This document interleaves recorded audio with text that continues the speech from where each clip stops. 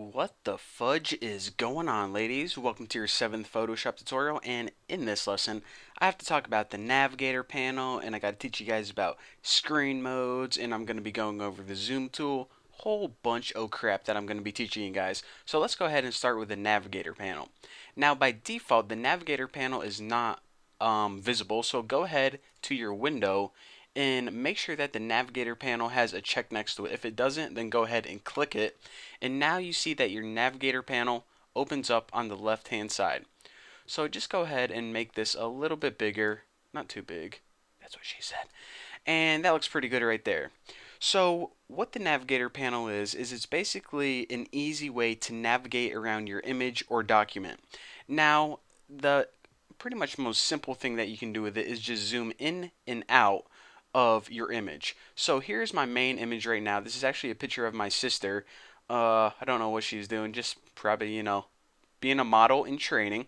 So to zoom in, what you need to do is hold this slider right here on your navigator panel and zoom in just like this.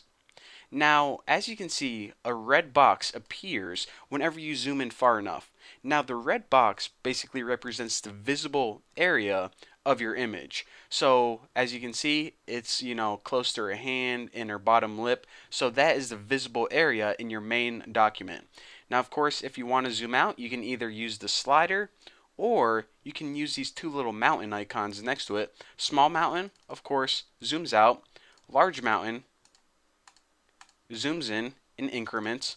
Now the last thing that you could do, or the last technique that you can use, is you can actually enter a value. So you know how we're zoomed in to 81%?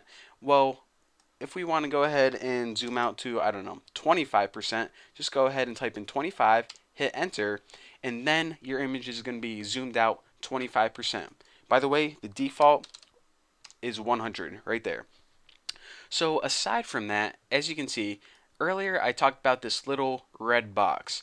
Now, red is a pretty cool color, and this little red box is contrast to a lot of typical pictures. But what if you're working with, I don't know, a photo that's in the morning where there are a lot of reds, or maybe you're just working with a graphic and there's a lot of red colors in that? Well, then this red box can get kind of confusing, and you may want to change it to a different color.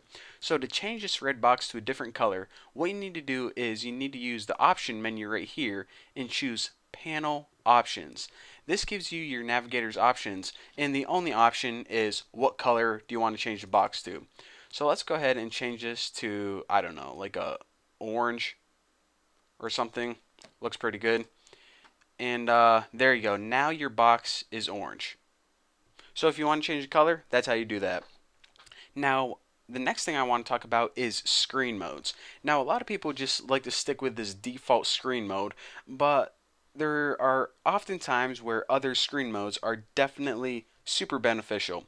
So the default screen mode, and of course to access your screen mode, it's this button right here. The default screen mode is standard screen mode, and that's a screen mode with all your panels, the bar at the bottom, pretty much all this gray space around it. Now if you want to go to a different one, then choose full screen mode with menu bar.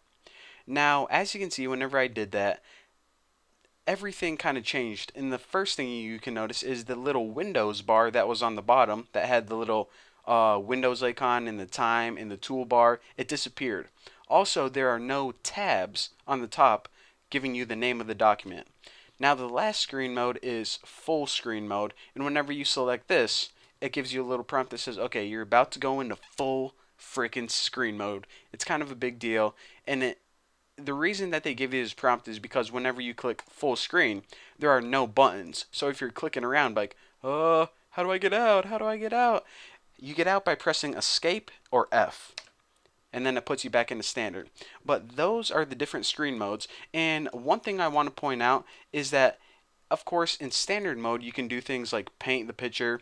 In full screen mode, you also have full access to all of your tools. So even though you can't see your tools on the left hand side, you can go ahead and, I don't know, maybe draw her a pair of glasses, or just give her some nail polish. You also have full access to your tools even though you can't see them. A lot of people don't know that.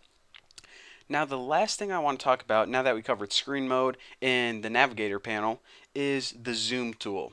Now, this zoom tool is the magnifying glass right here, and it's the first tool that I want to go over because it's extremely important.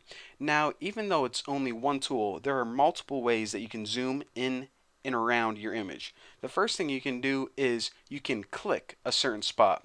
So say I wanted to zoom into her eye. I'm just going to go ahead and hold the tool over her eye, click, click, click, it zooms into her eye. So then, maybe I could make some better glasses or change the color of her eye, whatever I want to do. Now, another thing that's kind of useful is you can also hold this in. Now, instead of clicking, just click once and hold it in. And as you can see, it zooms slowly into wherever you're holding. Now, the last thing that you can do, aside from clicking and holding it in, is you can drag. So whenever you click this and drag right, it zooms in, and whenever you drag left, it zooms out. So remember, click, hold it in, or drag right and left. Those are the three different ways you can zoom. And another thing I want to show you guys real quick is, say you were zooming around and you got all confused. If you just double click this little magnifying glass, then it puts you back to 100% default value.